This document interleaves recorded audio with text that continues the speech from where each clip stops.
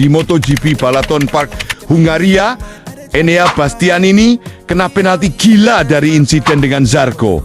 Tapi bos Tech 3 KTM, Herve Poncharal, marah besar. Awal sprint race, Fabio Quartararo ngerem ambisius di tikungan pertama karena lintasan kotor. Nabrak Bastianini di luar. Bastianini kena masalah whole shot device, gak bisa ngerem normal. Beberapa tikungan kemudian, dia senggolan sama Johan Zarco. Dorong Zarco keluar track. Stewart kasih 2 long lap penalti buat race Minggu, dan Bastianini crash lagi.